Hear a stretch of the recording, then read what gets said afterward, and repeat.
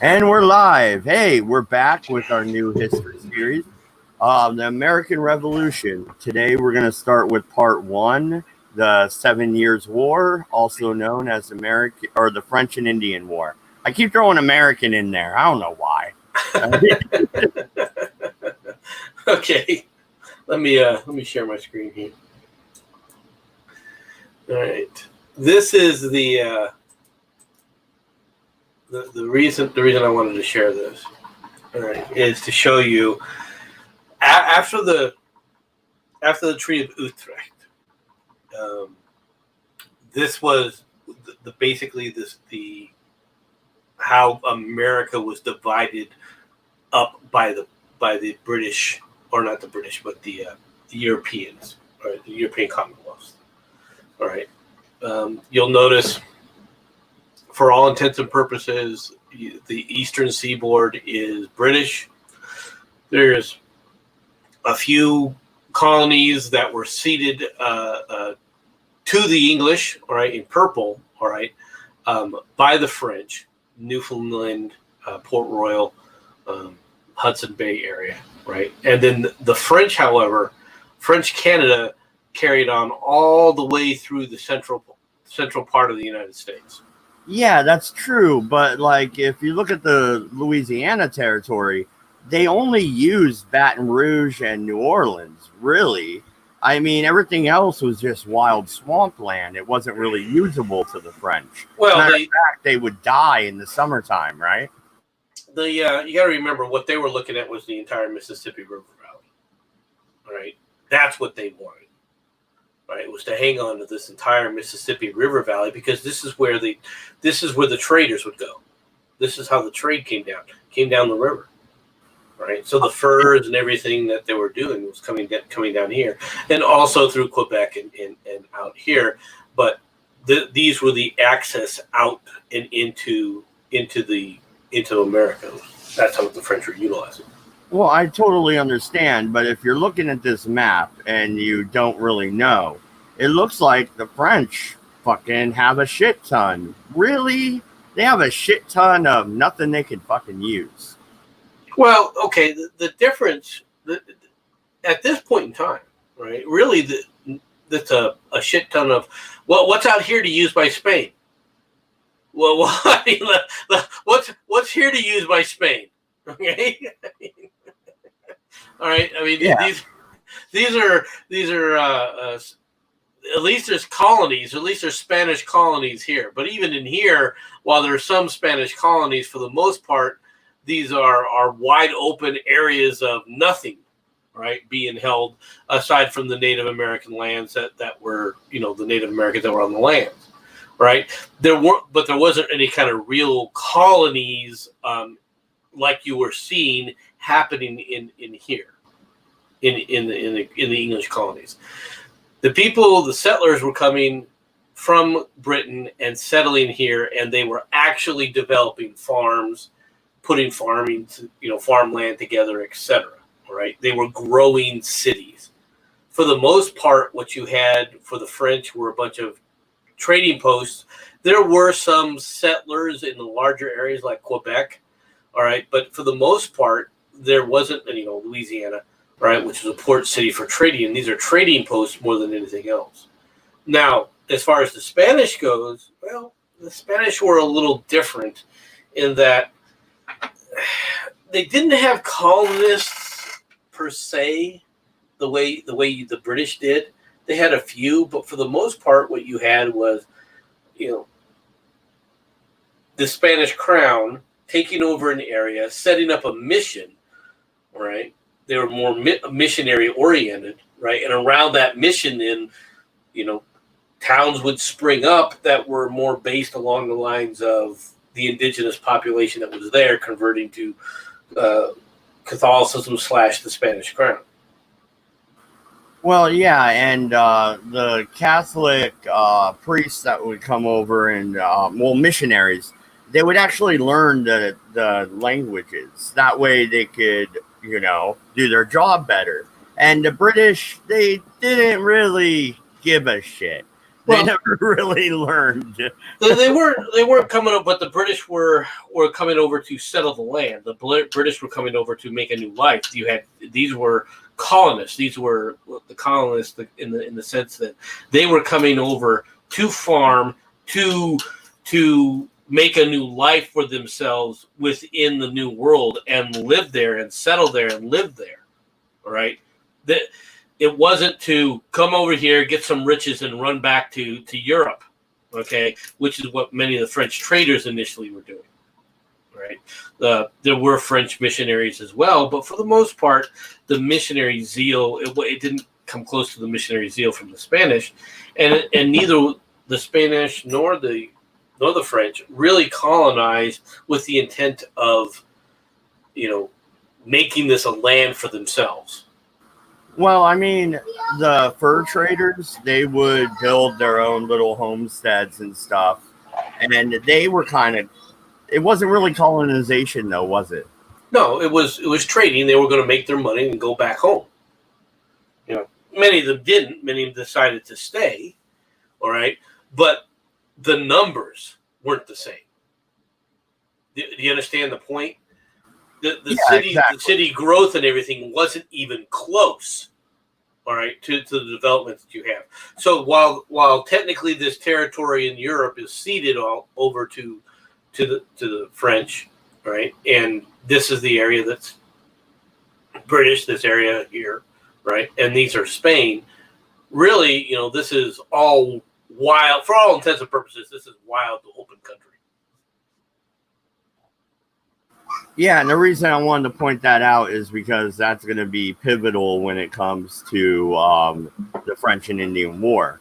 Because they're not fighting in straight lines like the Europeans were at the same time. A lot of people call this the First World War. It kind of was. They fought over in Africa. They fought, in Europe. They fought in the Caribbean. They fought in North America. I mean, really, it was world powers,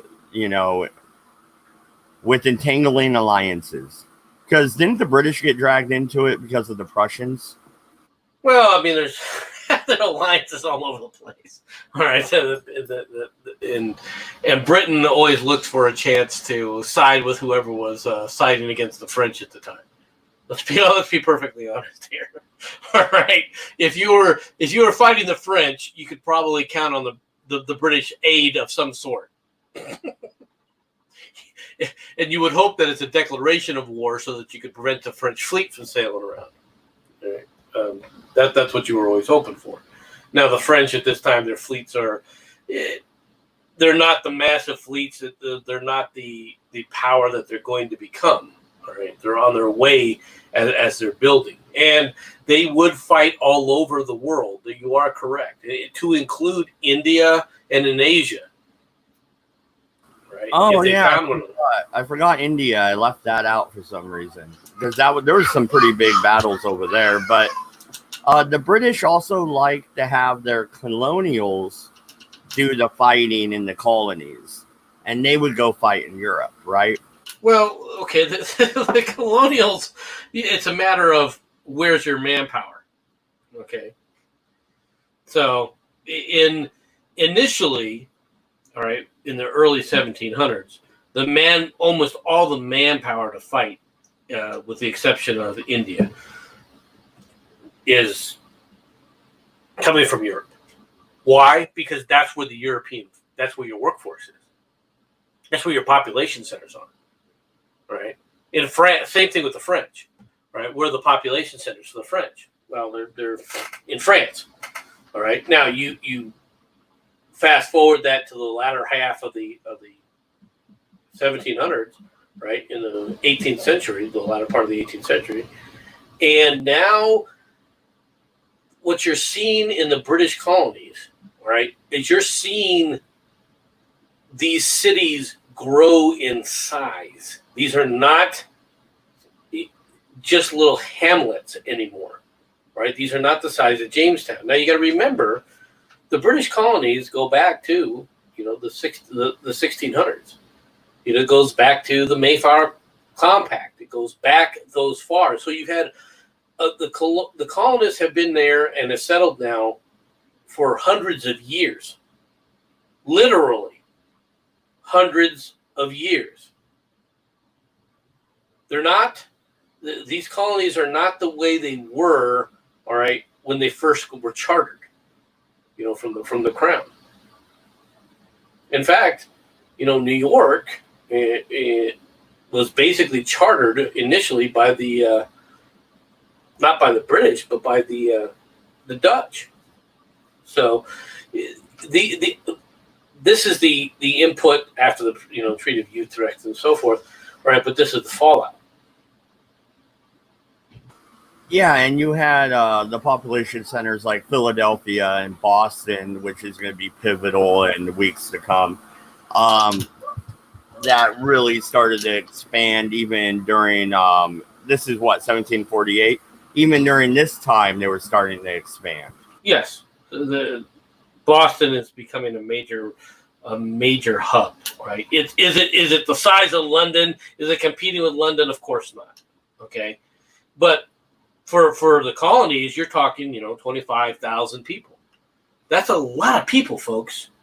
That's a lot of people in a small little area, right? New York, same way. All right, Philadelphia, same way.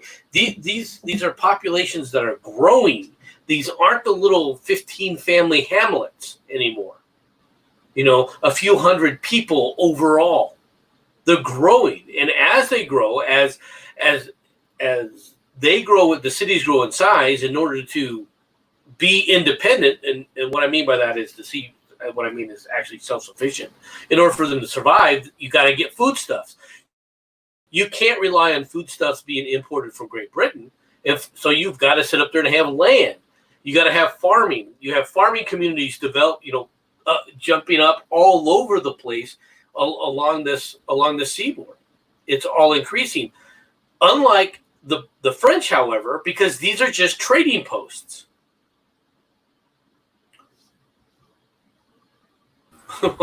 and yes, New York was originally New Amsterdam, Jensen. Yeah, you're absolutely right.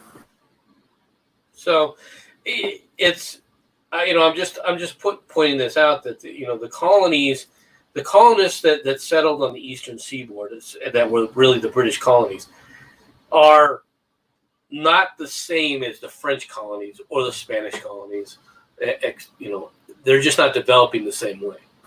Well, and because this is going to be a major factor later on, in the South, they are also expanding as well. They're expanding in wealth, and they're also expanding in clan disputes, neighborhood disputes over land markings. I mean, that's one thing I noticed when I was down in Louisiana.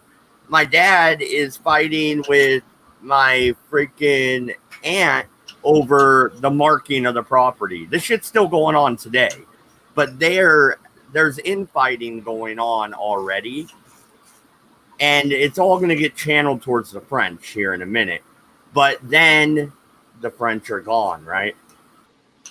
Well, the French lose, and they're gonna when they lose, it's going to get bad. So let's move on to the actual war map. All right. So what you have is a series of disputes with the French, right? And this is the French and Indian War. Now, of course, one of the problems with these colonies, right, is the Native Americans. And I don't mean that the Native Americans were the problem, although it creates a problem because the Native Americans are feeling the pressure from the constant push, all right, from the British colonies. Unlike the French, which are just basically just a big trading areas, right, that are constantly trading with the Indians, right? They're not taking the land. They're not Europeanizing the farming. They're not, forming cities like you have in Boston, for example. The French are basically creating little trading posts and little enclaves where you come in, you trade some goods, you trade furs for weapons or tobacco or whatever goods that you want with the native populations. All right. So the French, for the most part, that have a lot of trading interests, okay? But they don't have a lot of settling interest. The British, however, all right, as the colonies build, as they build in strength, and what I mean by that is population, in order to remain viable, you need more and more food. If you need more and more food, you need more and more farming, okay? What does farming require? Well, back then, if you're going to increase the amount of farms, the only way to increase the amount of farming output was to increase the number of farms, which meant land. And so they started taking more and more territory away from the Native Americans. And eventually the Native Americans they see this constant influx of, for all intents and purposes, invaders, and they react. And so there's all along the border here, all along this border is constant tension with the Native Americans and the settlers as a whole. And the settlers are constantly running back to the authorities, all right, in the industrialized or the settled areas, and saying, hey, you're supposed to protect us.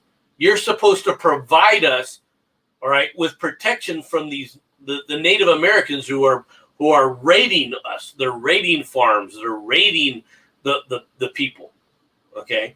And of course, what you end up with is they get together a group of, 150, 200 militia. They go out there and they wipe out a freaking Indian village. Right. So it's like a low level warfare going on. And the settlers themselves are not, they're not wallflowers, okay? They will defend themselves as they see it. And if that defense means you get together with 15 or 20 of your buddies and you do a raid and you wipe out a nearby freaking village and kill everybody in the village, so be it. That's how brutal this was. This is brutal warfare at its very, very, lowest levels. Well, and they've been doing this for years now. Like you said, the settlers came over 100 years ago already. So they're well practiced, we should say. The murders are being well practiced, yeah.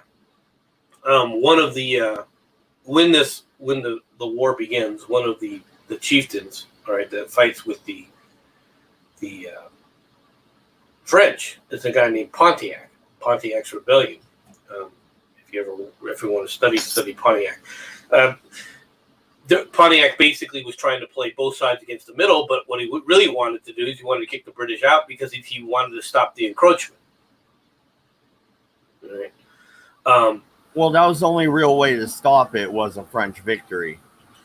And even then, I don't know if they could have stopped it. Because what are the French going to do? March into Boston? Yeah, okay. Well, I mean, theoretically, they could put a fleet out there and sail into Boston and take it that way. You'd have to do it with quite a few troops, though. You're not going to bring in 100 troops and do it. You're going to have to bring in 5,000 or 6,000 troops in order to pacify that kind of an area. And moving 5,000 people across the ocean isn't an insignificant feat. Okay, you're not going to do it on a single ship.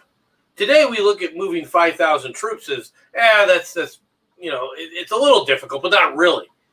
You forget back then you had to sit there and put these people on a ship. That ship had to sail for an entire month, all right, to get there, which means you've got to feed these troops and house these troops, 5,000 of them, for an entire month so that they can land, all right, in a foreign land. And even then you better hope that there's food stuff waiting for them there. Yeah, and I've always wondered this because they have no real reporting on it. I wonder how many ships were lost to hurricanes during hurricane season in the Americas. I've always kind of wondered that. Lots. If I had to do numbers, I'd say lots. Okay. Indian Wars we had nothing to do with, walks off.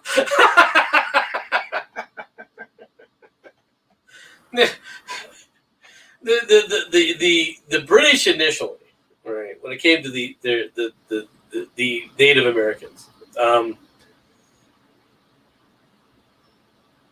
they wanted they would try to just cause problems for the French. More than anything else, they would try to give them money and guns and everything, all right, to try and trouble the French, the Indians that they were trying to get on their side, right? And they would promise them, the crown would promise them, okay, there won't be any, this this area is yours, nothing's going to happen to it. Well, and that sounds well and good when that military officer is saying that. He may even believe it. Okay. But how long is that going to last? Is that going to last 5 years, 10 years, 15 years, 20 years later? No. Yeah, you're lucky to get 6 months. But go ahead and continue. I'll be right back. I got to go into the back room and check on the kids. So you end up with the kickoff. The first kickoff that people recognize is Washington is told to support Fort Duquesne, right? And he's a young man. He's a young lieutenant at the time. All right, young officer. He takes his small command and tries to go up and support Fort Duquesne. Now, the French have basically said, look, this is our territory. You're invading our territory. Now, why is the territory being invaded? Well, it's being invaded because of the push of the colonists. As the colonists push ever westward for more land, okay, they're encroaching more and more on the areas that are deemed to be French. And the French are reacting. Okay, at Fort Duquesne, they basically put a fort there and say, "Look, we're not going any further than this. You're not coming any further." Even though initially the British were the ones that set up the fort, a skirmish follows. Washington falls back to Fort Necessity, and then eventually surrenders the fort or his arms. All right. And goes back basically as a defeated person. He is later during the Braddock's campaign, all right, in 1775 to try and retake it, Fort Duquesne. All right, he is one of Braddock's advisors. Now Braddock takes 1,500 troops in this campaign to try and basically what they want is they want the Ohio River Valley. Now, they want it for an entire different reason the French do. The French use this because this is a wonderful supply center for furs. Okay? This is a great trading area, all right? And a lot of Native Americans are doing a lot of trade with the French forts up north, like in Niagara and so forth. But the British want it because this is good, arable land. This is some of the best land for farming that they've seen, and they want to settle it, and settlers are moving into here. So Braddock comes up and, like I said, takes 1,500 troops, gets into another fight with the French forces and the Indian forces. He's soundly defeated. Braddock is killed in the action. I believe Washington has 2 to 3 horses shot out from under him in the action. Okay. He went in with 1,500, 500 come out. 2/3 are killed. Okay. Not wounded, killed. All right. Now, all of this is taking place, and we're focusing here, really on the United States. But there's battles between the French forces and the English forces all around the world, right? And most of the British fleet actually at this point in time is engaging the French, all right, on the the French forces, right, on the coast, right, in a series of battles to secure the different waterways. And in fact, Gibraltar is one of the areas that's going to be fought over during this time frame. Right? The colonists, however, they have enough troops with just enough, if they get enough supplies. All right, and what you'll see here, if you take a look at this map, all right, you see the blue crosses are victories by the French. Okay? The red crosses are victories by the British. Now, initially what you see here is in these early campaigns, for the most part, are French victories all along these areas. All right? But after 1758, all you end up seeing are victories, all right, by the British forces as they come up, to include the Battle of Quebec, which was a major loss by the French, and also the Battle of Montreal. All right, this basically ended the entire idea that France could continue the way it was, its expansion. All right, through this corridor. And so now, in order to, if we go back to this map, once they lost this, easy and quick access back and forth to the mainland of Europe is now cut off. Why? Because sailing from the Gulf of Mexico, look how much longer you got to sail before you got to go up and then around, all right, to get to the French ports. It's a lot harder now for the French to even supply and keep control of these areas, all right? So this campaign backup takes basically Fort Ticonderoga. All right, there's a battle at Niagara Falls, which the British win. Right over here, the battle for Quebec is a vicious battle. All right, and of course, the settlers all along this. What's not shown here? These are the big battles with the main British forces and French forces. What you're not seeing is a lot of the raiding that's going on right along this edge. All right, and it's brutal warfare. No quarter is asked, no quarter is given. There's atrocities all along the border territories, especially in the Pennsylvania and the Ohio Valley areas. But this also includes this, although this map doesn't show it, it also includes this area down here, all right?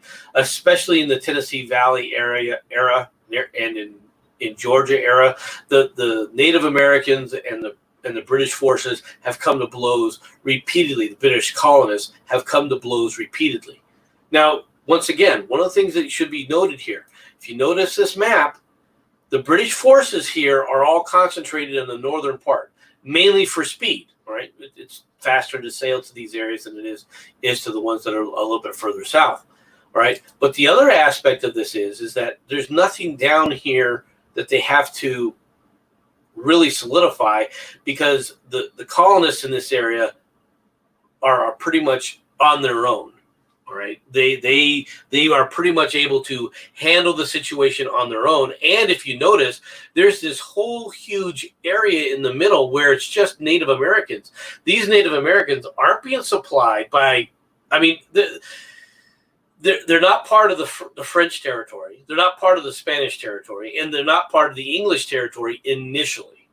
So when the English colonists start to move in, there's no conflict with the French authorities here. So the French have no reason to try and even move a military up through here. It would also be a lot more difficult to try and supply a line through here, which is one of the reasons why these areas were you could fight over, but not much easier. Right? I had walked away when you talked about necessity. The very first time when it gets seized, do you think Washington fired the first shot? A lot of historians say he fired the first shot in the French and Indian War. Well, did his troops fire the first shot? Is it possible? Who knows? I mean, to be honest, it doesn't matter. Right? There were shots that were going to be fired. Okay, let's be honest. Shots are going to be fired. Who are you going to say, fires the first shot? Right? Everyone talks about the shot heard around the world, which we'll get into, in one of our later episodes. But the reality is this firing here, he was there. He was told to defend the fort. He calculated that he could do it, and he was wrong. So, did he fire first? possibly, all right, saying I won't surrender without a fight. Okay, well, does it really make much of a difference? No, it doesn't. I was just wondering your thoughts on it. Go ahead and continue. I'm back now, obviously. Now, how did all this basically end? Well, basically, this, as the war in Europe goes, so goes the war here in France or in the colonies. Why? Because as the British gained the upper hand on the European theater, France has less and less ability to support its territories. So what's the result? The result is English victories. All right. And then you end up with the treaty, all right, which basically cedes all. Now, remember, this is what it was at the end with the treaties. This is what it becomes. All of this is ceded to Britain, to include, because they're part of the squabbling in Europe included Spain. Spain loses its control, all right, of Florida, and that is handed over to the British, all right, and everything here is now British. Everything pink and red is part of the British territory. They took all the Great Lakes. Wow. Well, it was all ceded to them because basically France gave up all of its colonies in Europe. I mean, in America. It ceded the Louisiana territories to the Spanish. Oh yeah, and then Napoleon reneges later and takes it back and sells it to us. That's right. I remember now. Well, he takes it back because they fight and the Spanish lose. I mean, that's really what it comes down to. Napoleon is able to do this because he takes it over and then says, "Well, we're not gonna station troops here. What's the point? Why not just sell it? And we don't have to worry about it. We basically wash our hands of the whole problem." You think about it. It's an adroit move. It's really an adroit move by Napoleon because they can't do anything about it. All right, so yeah, they gained a lot of land, but okay, at the end of the French and Indian War, it had cost the British Treasury £70 million. It doubled their national debt, and that's important because we're going to start talking taxes next week. Well, okay, but the thing about that is that it wasn't just the French and Indian Wars. You know what I mean? Oh yeah, they were fighting all over the place. I totally agree. So the cost of the wars, all right, which includes this area, all right, is such, but they don't even try to calculate the cost of what it cost in lives, manpower, and everything else to the colonists themselves. Yeah. Nobody ever comes back and says, "Well, this is what the colonies did. This is what happened to the colonies," right? Well, it's because we had no representation, but that's also another subject. But when it comes to the fallout from the 7-Year War, yeah, the British gain a large section of territory, but then don't they turn around and say we can't settle it? Right? We will get to that. But before we get to that, I want to talk about this, all right? Because at the start of the war, okay, at the start of the French and Indian War, you have what's known as the Albany Plan, right? Now, the Albany Plan was a proposal, all right, to basically take all the British colonies, right? You can see it here. Here it's New England, which includes Connecticut, Rhode Island, and Massachusetts, New York, New Jersey, Pennsylvania, Maryland, Virginia, North Carolina, and South Carolina, right? That's what these were, right? And the idea was that they would become the central powers of the American colonies. They would become the centralized government, all right? And they would become the administrative under the crown, but they would become the administrative authority for these territories. The colonists would basically be left to their own devices, all right, although they were still subject to the British crown. And this is the Albany plan, right, where the initial idea is that each state would have a kind of proportional representation to populace. However, all the states had to agree to. So even if you had like Virginia would have, since it's the largest from population size state, okay, it would have 7 delegates, all right, whereas like Rhode Island would have 1, okay. But in order to pass any kind of legislation and everything, it had to be a unanimous vote by the state. So all in Virginia, it might be with the 7 legislators, it might be 3 to 4, but 4 had to be for it in order for something to pass it. And any state could then, or any colony rather, could then put a stop to it. All right, this was the initial proposal under the Albany plan for the delegates within the colonies, and it's the first attempt at a Congress.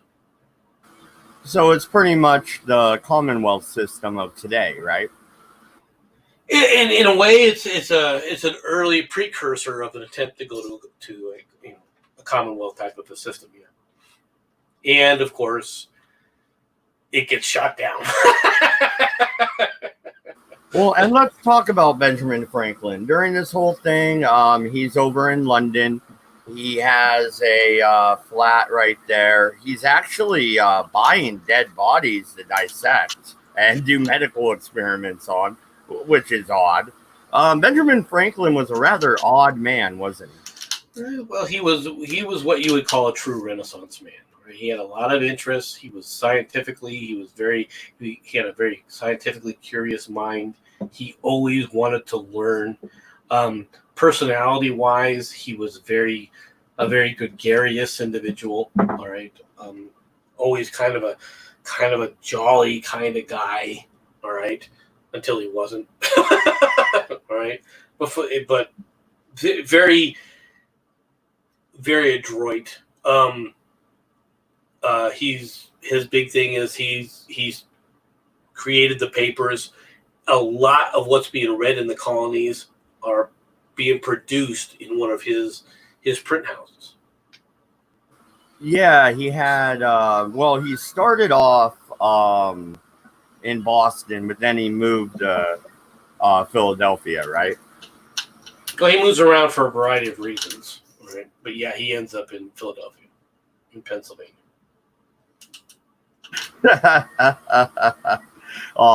They still selling dead bodies of random people over there, Quinn. Jensen, we call it McDonald's.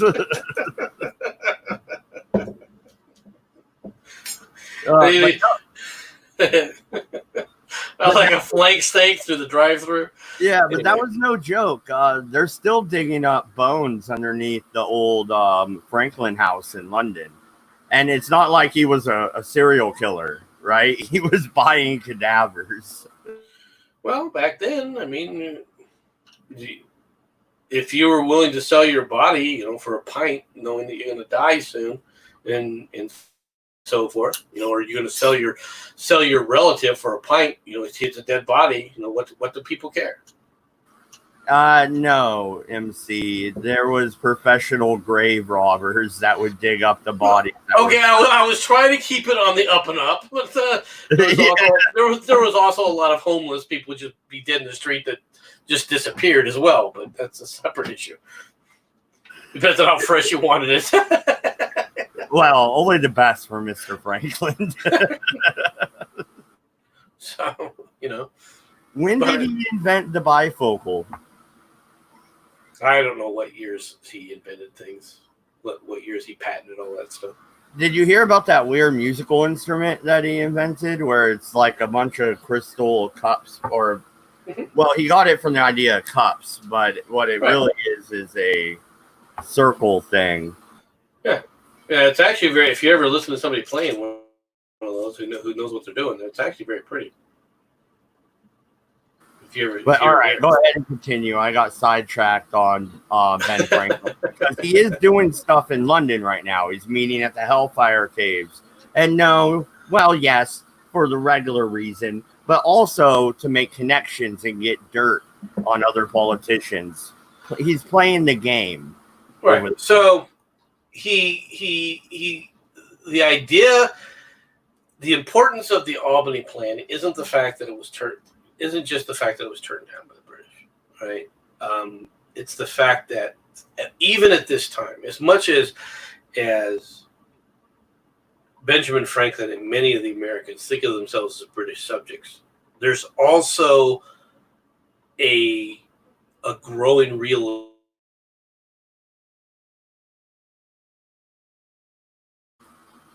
You there? You broke up on my end. All right, that they are really were not. Am I back? Yeah, you're good now. Yeah. Well, the Albany Plan shows that what was happening is that the colonists were looking at themselves as independent, all right, meaning they were an independent British group, all right. They were not part of the Greater Britain, all right. And what's more is it's an acknowledgement of something else, which is there's no way the British Isles can maintain the colonies, right? The colonies are being maintained by themselves first and foremost, right? They're not subject, and the British Crown and Parliament over in Great Britain, while it has all these wonderful rules and regulations and things that it can tell to people, when it comes right down to it, the Americas are running themselves anyway. So it's a first realization that we don't need that government. That government isn't our government. It's not part of us. All right. It's the first attempt to say we're something politically different. All right. That we're unique. And it's the spark of we're not you. We're not like you. Our goals are not yours. Your goals are not necessarily ours. And you have this ideal building, right? That's really what this comes down to. Now, after the war, right, a number of things have happened, all right, and you end up with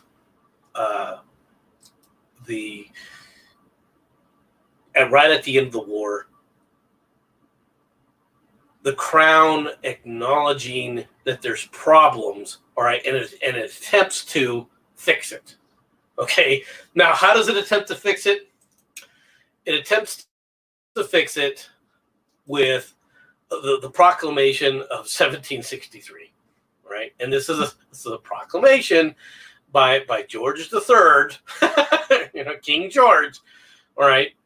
Whereas we have taken our royal consideration of the extensive and valuable acquisitions in America, secured to our crown by the latest definitive treaties of peace concluded in Paris, the 10th day of February last, all right, and being desirous that our loving subjects, as well as our kingdom, as our colonies in America, may avail themselves with all convenient speed of the great benefits and advantages which must accrue therefrom to commerce, manufactures, and navigation.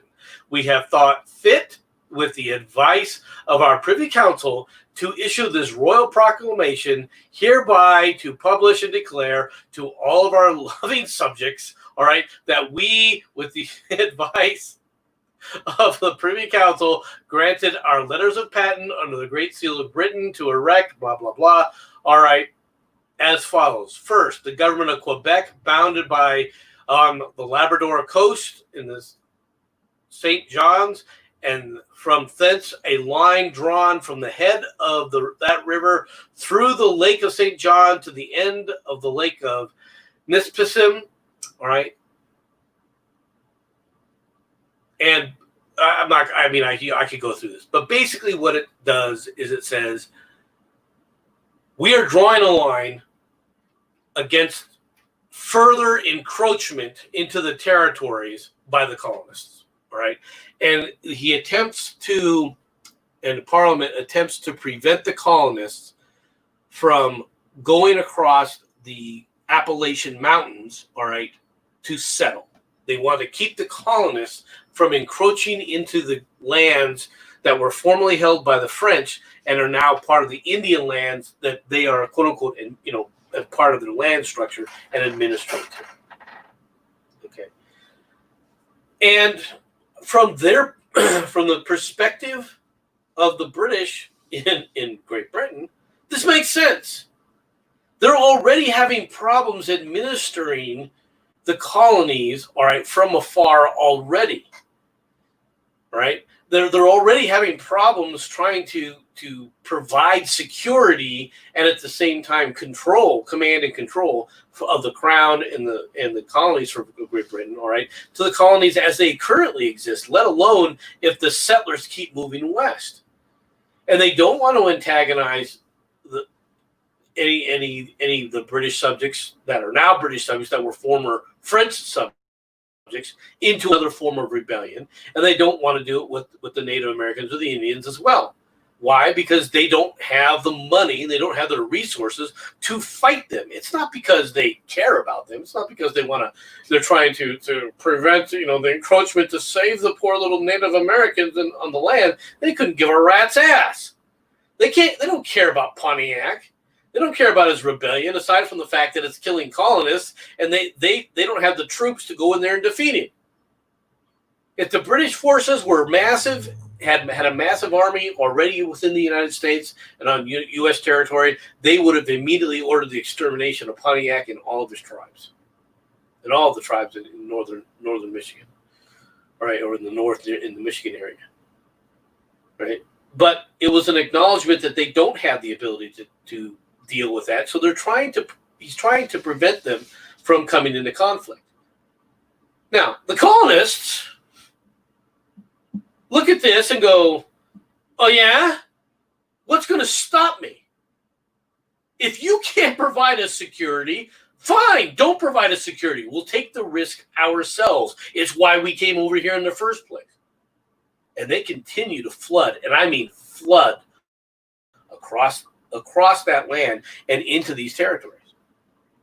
I mean, you can just take a look at it from this map. I think does it the best. All right, you can see all this area is going to get seized by the colonists.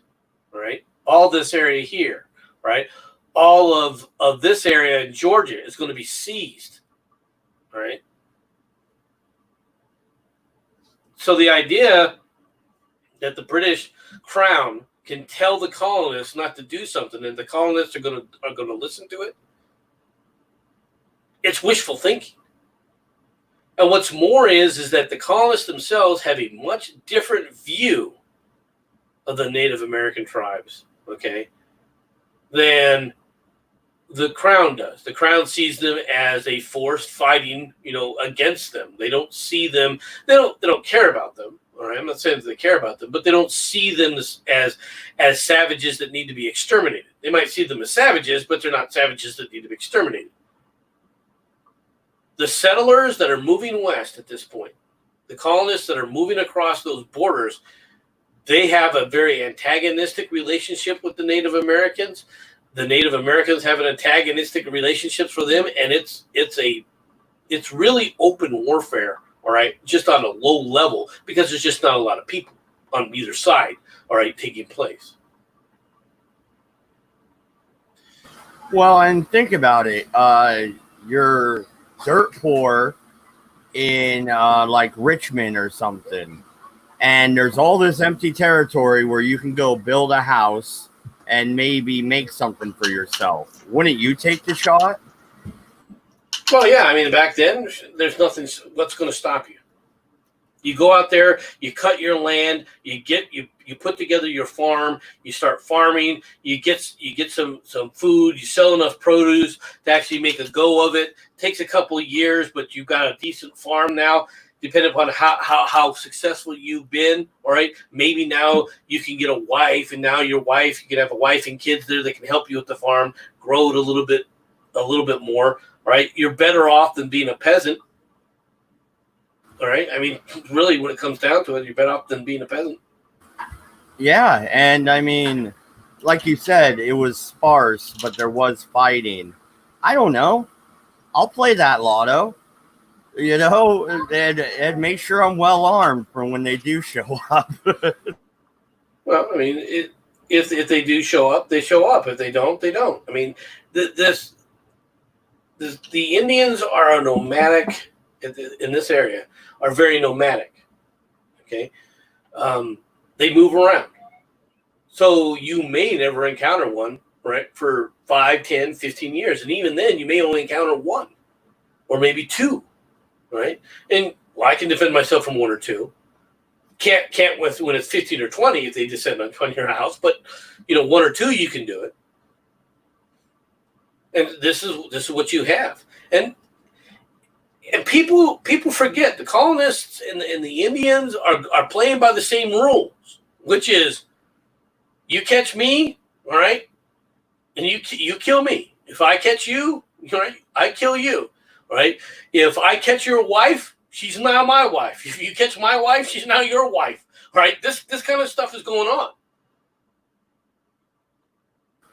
Yeah, and the crown catches wind of these rebellious colonists, right? And my wife's calling. I'll be right back. Well, the crown, all right.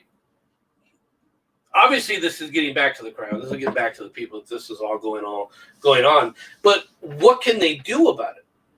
All right, they're helpless.